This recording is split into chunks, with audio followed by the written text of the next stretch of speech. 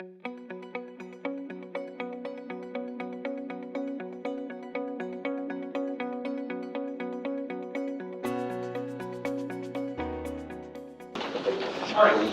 now we're going to talk about toxicology. So key concepts, importance of toxicology as a tool, and how toxicity is assessed with an example. Green chemistry principle number 3, whenever practicable, synthetic methods should be designed to use and generate substances that possess little or no toxicity to human health and the environment. What we want to do in this talk is talk about the foundation for toxicity as a driver of green chemistry practices. This talk is going to be about toxicology. Terminology, I want to differentiate risk and hazard. David's already talked a little bit about precautionary principle. Risk-based decision-making is very different than precautionary-based decision-making. In the U.S., we're a risk-based decision-making society. Chemical fate, what happens to a compound when it gets in the environment, where does it move to, what happens to it on the way, when it gets there, and talk about some of the testing. So toxicology, negative effects of chemical and physical agents on living systems. Hazard, the inherent potential of a substance, so that's stereochemistry, can cause damage. And the key part can harm. Rich, your lavalier is not, must be, the battery must be going on because we're not hearing into that. No, We're okay. cutting in and out. So let's see if we can close this. That was on. Okay, how's this one work? Okay? All right, toxicology. What I want to focus on now is hazard as the potential for a substance, given stereochemistry, to cause damage. This notion of stereochemistry and mechanism for toxicology and mechanism within chemistry is a very important linkage, because that toxicology, stereochemistry knowledge is going to be what informs design chemists to take toxicity out or find a way to work with the toxicity that may be in a molecule. Exposure, so contact between an agent and a target, and risk. Remember, I said, maybe not, you weren't able to hear, US is a risk-based decision-making framework. Europe is on their EU documents, actually call out precautionary decision-making. Very different. So risk is the probability that harm will occur under the conditions of exposure. Linking these together, so risk is a function of hazard and exposure. That means you can adjust hazard or exposure to reduce risk. And this first bullet here will show the implications of that. So with a small hazard, but with frequent or excessive exposure, you may pose as much risk as a chemical with high hazard but limited exposure. Hazard is typically what's focused on within risk reduction, at least in the past. I mean, because that takes the exposure control element out of the equation. You're going to minimize exposure. There are times where you have PPE, personal protective equipment, things like that, that has the possibility of fail. So there's a lot of emphasis on, and rightly so, hazard reduction. Okay, so let's talk a little bit about the diversity of toxicology. There's a large number of toxicology models, endpoints. You have human health, you have millions of environmental species, a myriad of test organisms, systems, assays, acute dosing, which was a single dose, higher concentration, chronic dosing, multiple dosing, lower concentrations, variety of exposure routes, a variety of toxicology endpoints. So when somebody says something is toxic, kind of scratch your head and say, okay, there's a lot of different things that the word toxic can mean. Mechanisms of action of chemicals, and I've provided some context here. Again, a complex world, a range of sensitivities. There's a couple different types of toxicology. One is this non-specific narcosis, and most organic compounds tend to have narcotic effects. Essentially, they build up in cell membranes and depress biological activity. Specific acting toxicants is what we typically think of. So there's some type of receptor binding, and that leads to some kind of a biochemical effect within the body. These are just some notations on different types of toxicology, different examples of biological systems that can be impacted.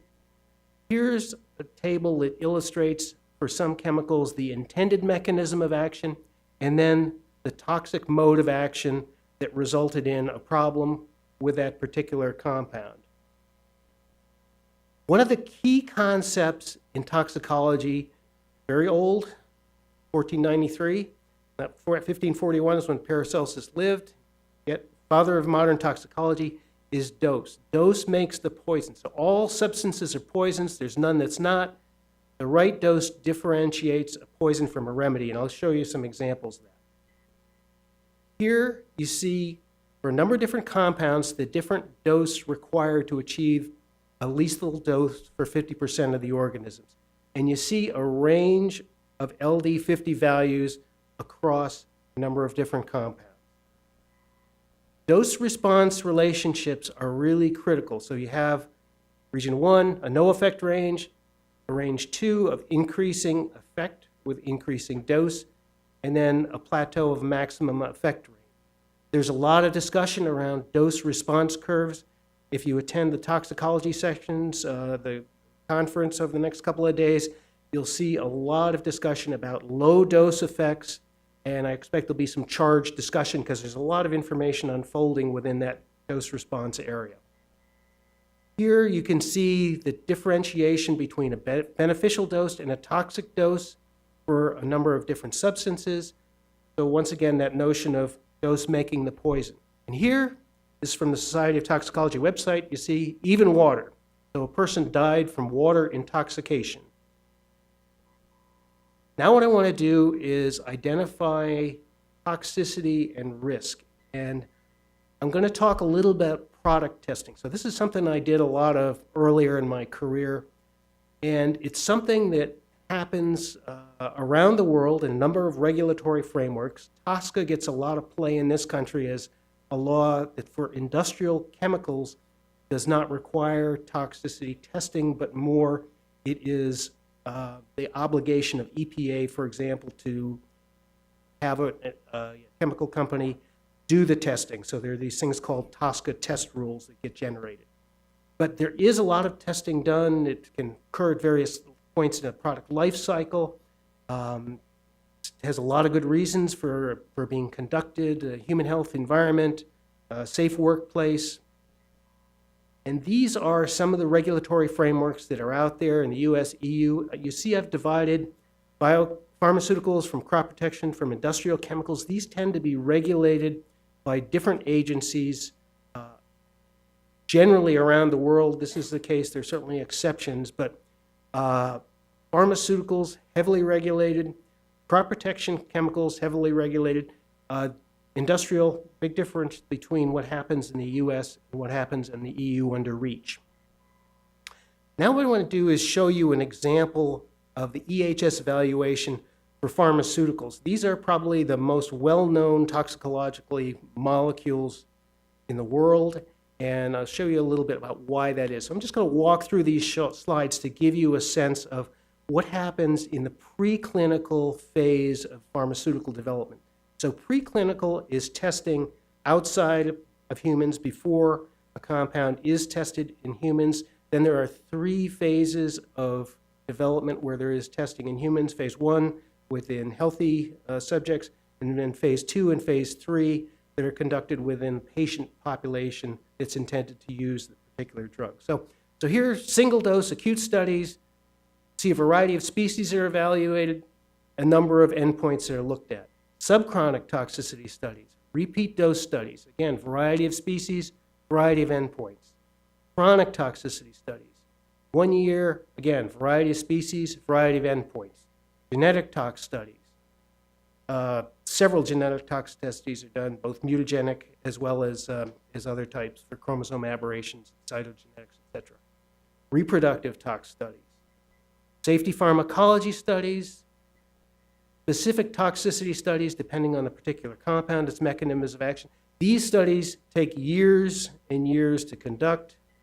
Carcinogenicity studies, these alone are 2-year studies, and they take millions and millions of dollars. I don't know what the latest costs on these are, but they're, I would guess, $5-10 million apiece. So there are very extensive testing done. And then in addition to these preclinical studies, there's 3 phases of clinical development.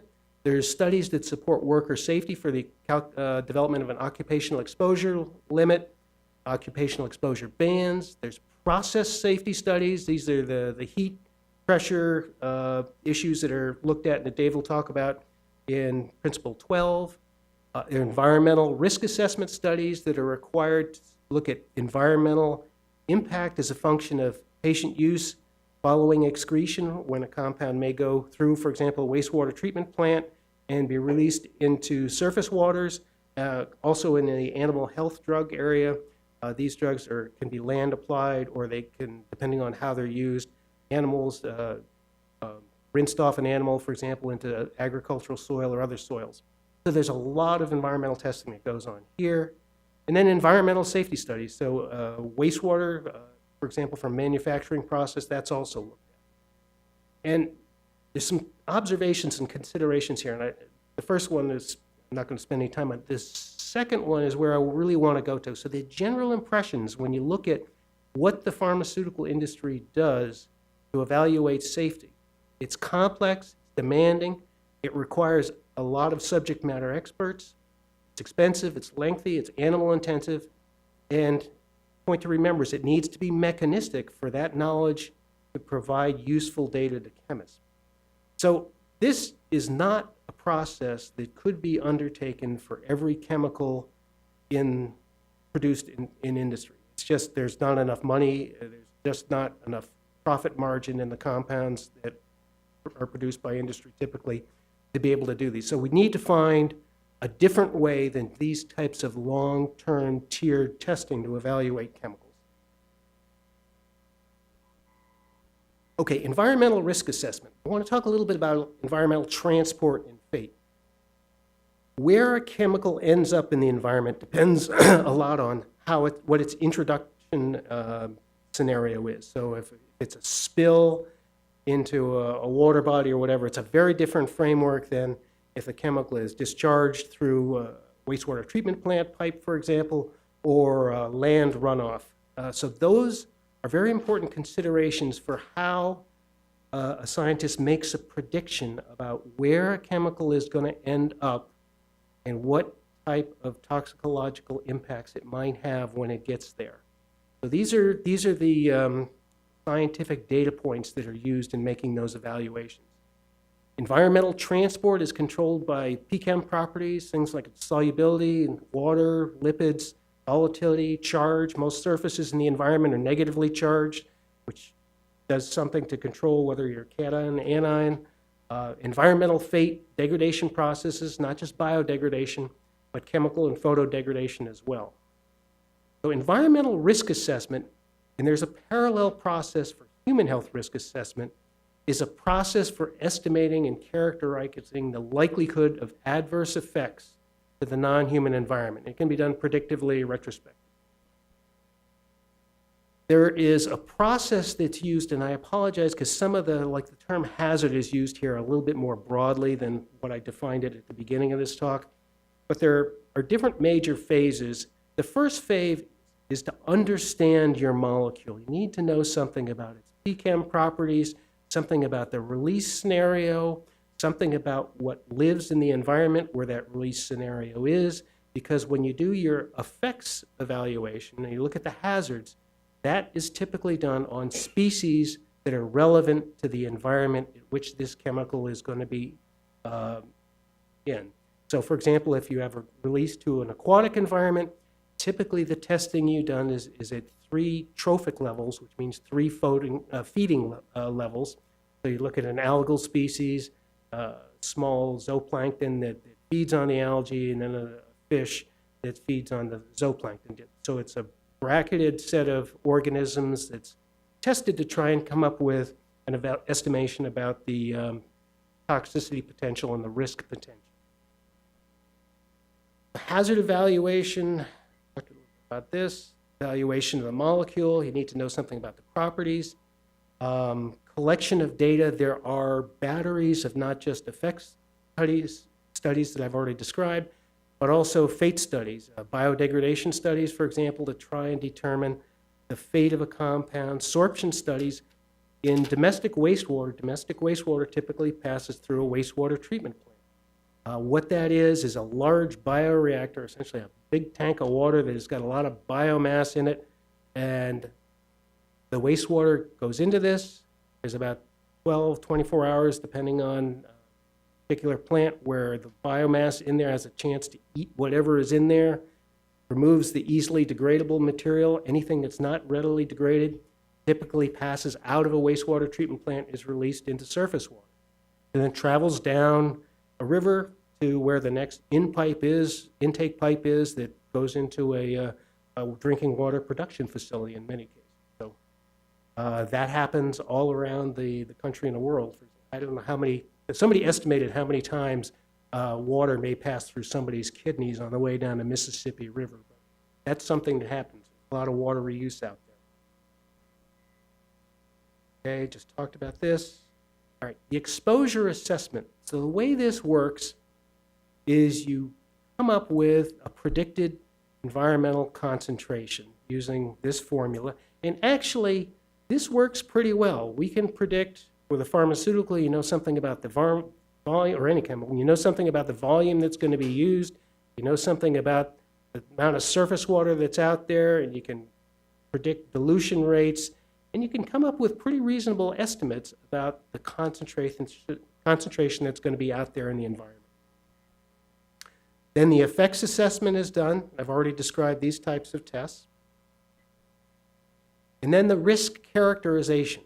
Basically what this is, start with this value called a PNEC, predicted no effect concentration, and you calculate that with your effect data, and you apply an application factor. And basically what this is the less confidence you have about your toxicity value. So if you only have one acute toxicity study, for example, you use a larger application. If you've actually got field monitoring studies where you've looked at dosing and organisms in the environment, you have a lot more confidence about how toxic this material might be, and consequently use a smaller factor.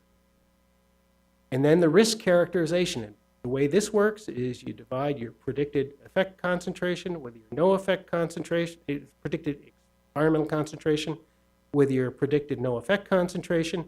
If it's 1 or greater, depending on the regulatory framework, you may have to go back and do additional studies. There's some kind of mitigation that's typically required. And the course of action could be one of several different routes. You could try and refine either the environmental concentration or the no effect concentration to build a higher level of confidence around the number you're using. And then when you come to the app, there's a risk-benefit evaluation piece that's done. And once again, there is a human health parallel that's used for industrial chemicals and actually for pharmaceuticals as well. So pharmaceuticals are different in that for patient use, they built this ring fence around them. So that's all the language you hear when you hear direct-to-consumer ads on TV or you read where when you listen to it, that's what they're doing. They're defining who's the patient population, who takes this, who doesn't take this, and that's what's defining. And then they describe the off-target effects that people who are taking the medication should be watching for. So those are all very carefully worded and very regulated messages going out. So in summary, toxicology provides hazard data that can be leveraged to inform green chemistry initiatives, especially mechanistic toxicology information. Descriptive toxicology information is really not of much value to a chemist who's saying, how do I design my molecule? What do I build in? What do I leave out? They need to know specific characteristics of the molecules so they know what to design for and what to design out. Hazard determination and risk evaluation are broadly utilized in industry for product development and for approval. There are certainly differences between pharmaceuticals, biocides of various types, crop protection chemicals, and industrial chemicals. And as we mentioned, there's differences around the world in all of these frameworks. Trade-offs are an inevitability, and people need to understand, again, the exposure framework, the release framework, the nature of the chemicals to be able to make the most effective trade-off decisions. And as we'll talk about more in the next presentation, mechanistic toxicology and read across the chemistry is really essential. And innovation and collaboration, again, are really the foundation, and I'll go back to make this point again, that it's really all the way through the organization that happens. So thank you very much.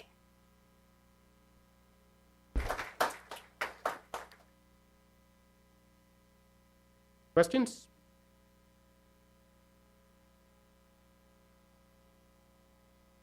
Okay. There's a break, and Okay. I suspect in looking, it's a great time to take a break because I can see the energy level is being depleted. So get up, get the blood moving again. I hope I wasn't entirely responsible for that. One final comment is, again, that you're going to, as I said in the beginning, you're going to be challenged across a lot of disciplines, and I'm sure that toxicology was not one of the things that you've been taught in your undergraduate education in chemistry. And again, each one of these principles could be semesters or entire course of studies through a PhD. So just keep that in mind. And 15 minutes, and we'll see you back.